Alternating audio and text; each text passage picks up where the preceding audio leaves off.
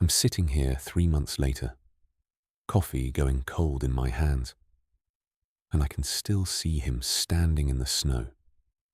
December 23rd, 11:47 at night, and Reese was outside my apartment building, just standing there under the streetlight, snow collecting on his shoulders. I watched him from my third-floor window for 23 minutes. I counted. And then I watched him turn around and walk away, without ever knocking on my door, his footprints filling with fresh snow behind him. Let me back up, because you need to understand how we got there, how I got to the point where I was standing in the dark by my window, afraid to turn on a light in case it gave me away, watching the one person I wanted most in the world decide I wasn't worth the risk. I met Reese in September at a friend's birthday thing, one of those overcrowded apartment parties where you end up on the fire escape just to breathe. I'd gone outside for air, and he was already there, leaning against the railing, looking at his phone with this little furrow between his eyebrows, like whatever he was reading genuinely offended him.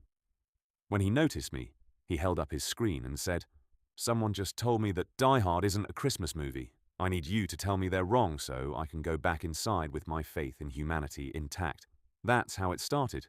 We spent the next hour and a half on that fire escape, debating movie classifications and then somehow getting into whether cereal is a soup. And by the time we went back inside, the party was winding down, and I had his number in my phone. We texted that night, started with a meme he sent about the cereal debate, and then just kept going. By 3 in the morning, we were sending voice notes because typing took too long, and I remember lying in bed listening to his voice, the way he laughed at his own jokes before he even finished telling them, and thinking, oh no, this is different. We became friends fast. The kind of friends who text good morning without it being weird, who have running jokes that make no sense to anyone else, who can sit in comfortable silence. Reese worked in graphic design, freelance mostly, which meant his schedule was chaos, and he'd sometimes text me at 2 in the afternoon like, breakfast. And we'd meet at this diner near my office, where the coffee was terrible but the pancakes were perfect. He had this way of looking at you when you talked, really looking, like he was memorizing every word. Made you feel like the most interesting person in the world.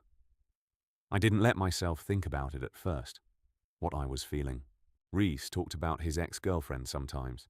This girl named Sarah who'd moved to Portland for work, and they'd tried long distance but it fell apart. He mentioned going on dates occasionally, always women, always casual. And I'd been out since college, had dated guys, had a whole identity crisis at 19 that my therapist helped me work through. But I'd also gotten good at reading situations, at knowing when someone was available and when they weren't. And not just in terms of relationship status, but in terms of orientation, possibility, safety. So I told myself we were friends. Great friends. Best friends even, as the weeks turned into months. We fell into patterns. Tuesday nights became our standing hangout, usually at his place because he had the better TV, and we were working our way through every Christopher Nolan movie in chronological order. He'd order Thai food, always too much, and we'd sprawl on his couch and argue about plot holes. His apartment always smelled like the sandalwood candles his sister sent him, and he had this terrible habit of pausing movies every 10 minutes to explain some detail about the cinematography or the score. I was happy. I was also completely hopelessly falling in love with him. But I was happy. The shift happened in November.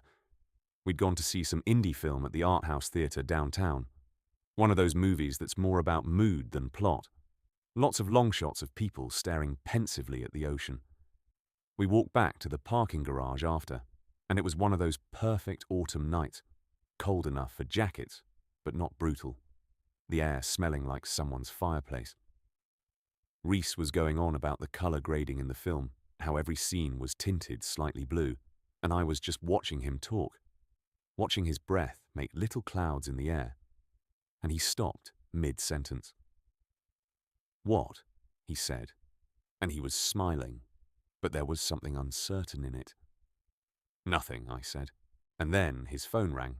and the moment. And then his phone rang and the moment broke and we kept walking. But something had changed. Some invisible line had been crossed, or maybe just revealed. After that, things got weird. Not bad weird, just different. Reese started acting strange in small ways. He'd touch my arm when he laughed, let his hand linger. He'd sit closer on the couch during our movie nights, close enough that our knees touched. Once he fell asleep during a movie, his head tilting onto my shoulder, and I sat there frozen for 45 minutes, barely breathing, until he woke up and jerked away, apologizing, his face flushed. I started noticing things I'd trained myself not to notice. The way he looked at me sometimes when he thought I wasn't paying attention, how he always seemed to find excuses to see me, even when he was swamped with work. The fact that he hadn't mentioned dating anyone in weeks, hadn't brought up any apps or setups from friends. My roommate, Jenna, started giving me looks. She'd met Reese a dozen times by then, and one night after he left, she sat down across from me at the kitchen table and said, "So when are you going to tell him?" "Tell him what?" I said, which was stupid because Jenna had known I was gay since the day I moved in, had been the one to assure me it was totally fine. Her cousin was gay, very cool, no issues. "Marcus," she said, and her voice was gentle but firm. "Come on. You're in love with him. It's written all over your face every time he walks in the room." "He's straight," I said. "Is he?" she asked, and it wasn't rhetorical. She genuinely wanted me to think about it. I did think about it. I thought about it constantly, lying in bed at night, replaying conversations, analyzing every interaction. The time he'd grabbed my hand to pull me across a busy street and then held on for half a block after we'd reached the sidewalk. The way he'd shown me photos of his family and pointed out his younger brother and said, "You two would get along great. I should introduce you properly," like he was thinking long-term, like he was imagining me in his life permanently. The fact that he texted me first thing in the morning and last thing at night, that I was the person he called when something good happened or something bad happened or nothing happened at all. I thought about it, and I didn't know. And not knowing felt more dangerous than knowing he was straight, because not knowing meant hope, and hope meant risk. December came. We made plans to exchange gifts before Christmas since he was flying home to Vermont to see his family, and I was staying in the city, my parents coming to visit me instead. We decided on the 23rd evening, at my place, Jenna was going to be at her boyfriend's, so we'd have the apartment to ourselves. I bought him a first edition of his favorite book, found it at an estate sale, and paid more than I should have. But the look on his face would be worth it. I wrapped it carefully, and then I sat down and wrote him a card. Just a Christmas card, normal friend stuff, except I kept starting over because everything I wrote sounded either too casual or too intense. Finally, I settled on something simple. "Thanks for being the best part of this year. Here's to many more." And I signed it. And I put it with the gift. And I tried not to think about the fact that my hands were shaking. December 23rd arrived. I cleaned the apartment, which Jenna found hilarious. "Since when do you clean?" she asked, and I told her to shut up. I made sure we had beer in the fridge, the good kind Reese liked, and I put on music, something low-key, and then I changed my shirt 3 times before forcing myself to stop. 6 o'clock came and went. Reese was usually late, terrible with time, so I wasn't worried. 6:30. 7. I texted him. "You still coming?" No response. 7:30. I called, straight to voicemail. By 8, I was worried. By 9, I was cycling through scenarios, each worse than the last. Accident, emergency, family crisis. I texted his roommate, who I'd met a few times. "Hey, have you seen Reese? Is he okay?" The roommate responded 20 minutes later. "He's here. Left a few hours ago." Seemed fine. So he was fine. He just wasn't coming. Wasn't responding.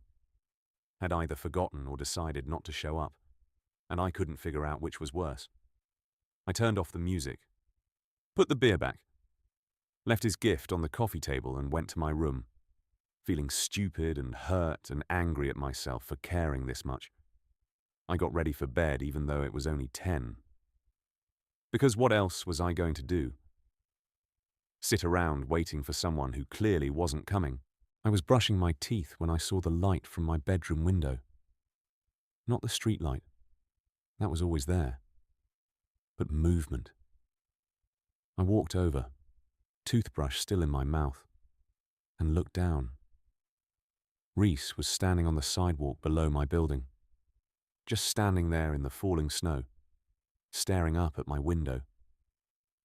He was wearing his navy peacoat, the one with the toggles he always complained about, and he had his hands shoved in his pockets. Even from 3 floors up, I could see the tension in his shoulders, the way he was just standing there, like he was trying to make a decision. I spit the toothpaste into the glass on my nightstand. Didn't even care. And I stood there watching him. My heart was pounding. I thought about opening the window, calling down to him, but something stopped me. Some instinct that said, "Wait, let him decide." He took a step toward the building, stopped, ran a hand through his hair, and snow fell from where it had been collecting. He pulled out his phone, looked at it, put it away.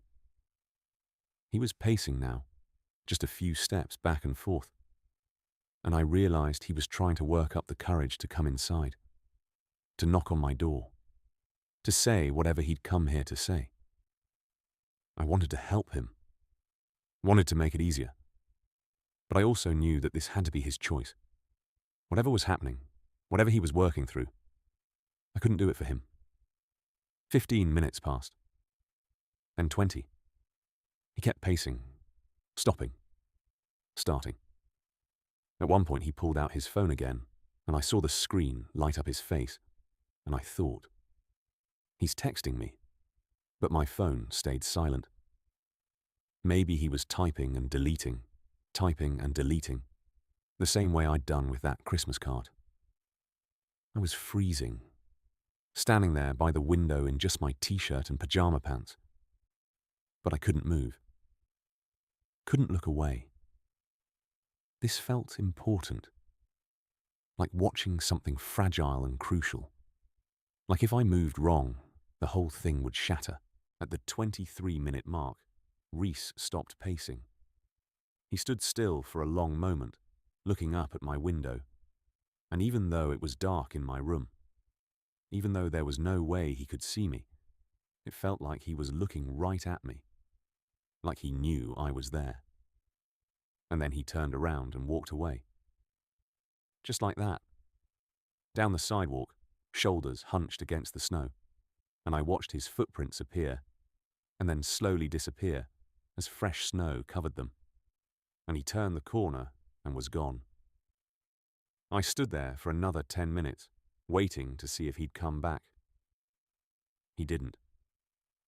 Finally, I moved away from the window, climbed into bed, and just lay there, staring at the ceiling, trying to process what I'd just witnessed. He'd come here. He'd stood outside my building for almost half an hour in the snow. He'd almost knocked on my door. And then he'd decided against it and left. Why? I didn't sleep that night. Kept checking my phone, hoping for a text, an explanation, anything. Nothing came. Morning arrived, grey and cold. Christmas Eve, and I felt hollowed out. My phone rang at 9:30. Reese. I stared at his name on the screen for 3 rings before I answered. "Hey," I said, trying to sound normal. "Marcus." His voice was rough, like he hadn't slept either. "I'm sorry about last night. I'm so sorry." It's okay, I said automatically. Are you all right? I was worried. There was a long pause. Then, can I come over? Now? I know it's early, and it's Christmas Eve, but I need to talk to you.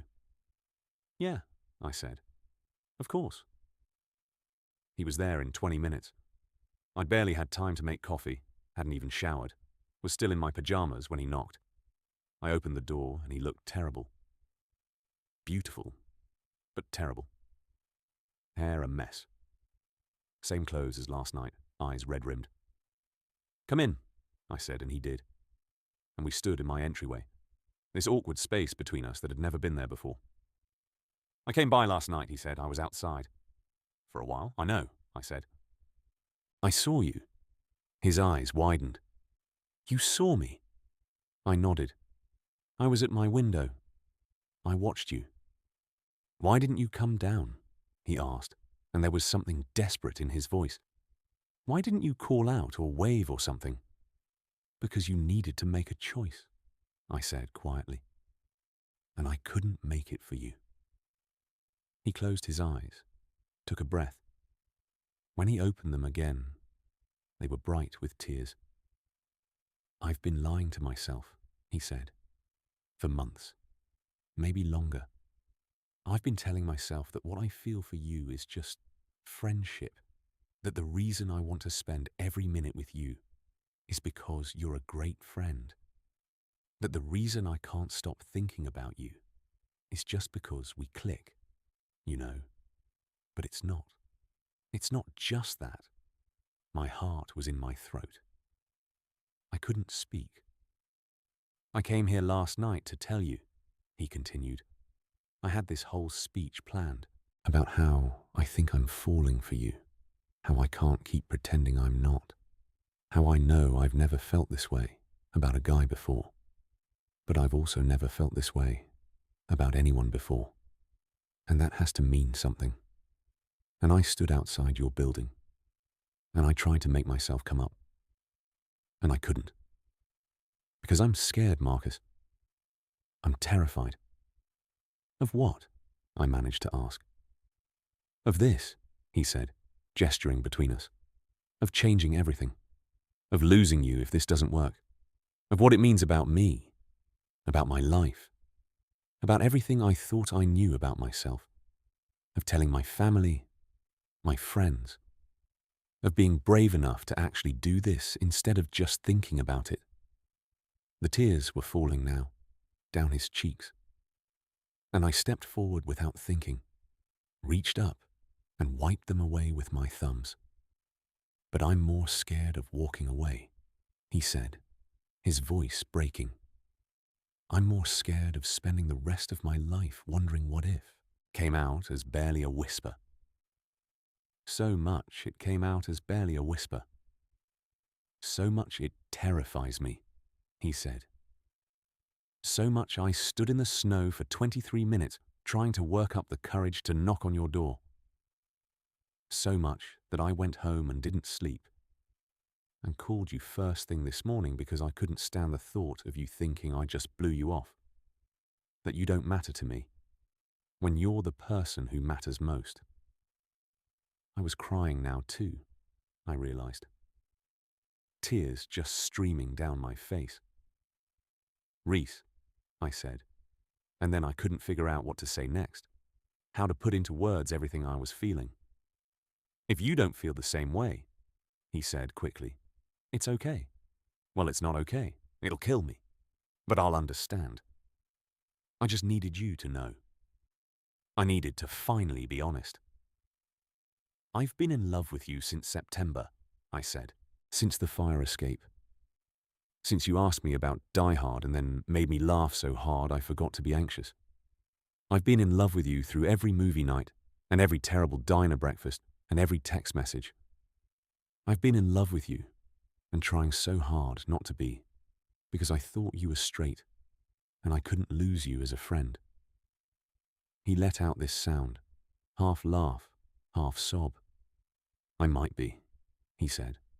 Straight, I mean. Or I might not be. I don't know what I am, honestly.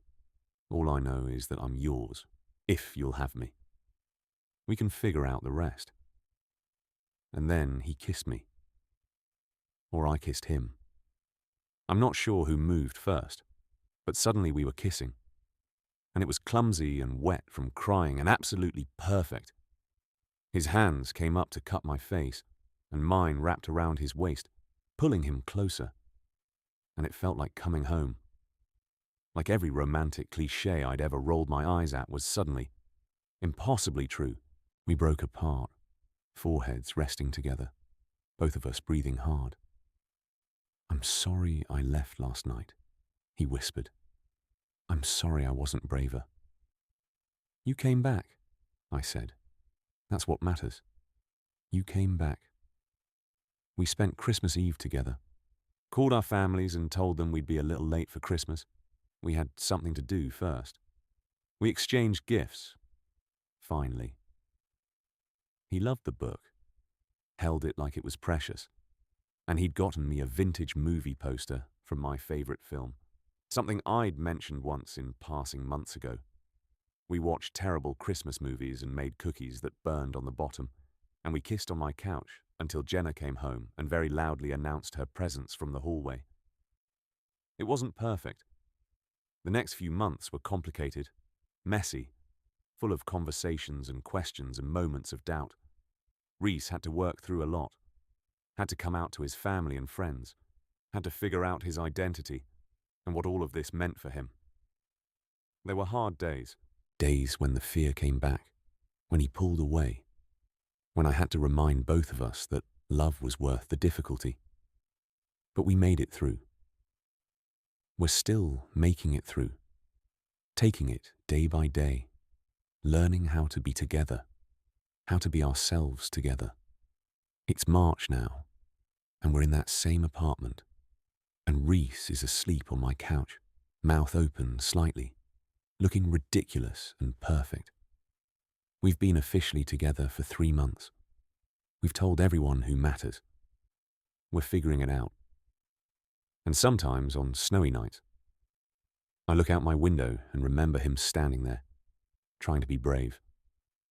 I remember watching him walk away, and the terror I felt that he wouldn't come back. But he did come back. The next morning he came back, and he told me the truth. And he chose love over fear. That's the thing about love, I think. It requires courage. It requires standing in the snow, terrified, trying to work up the nerve to knock. It requires coming back the next morning even when you're scared. It requires honesty, vulnerability, risk. And it requires letting someone stand at their window and watch you struggle, trusting that they'll still open the door when you finally knock. Reese stirs on the couch, blinks awake, sees me watching him. He smiles, sleepy and warm. "Come here," he says, and I do. I always will.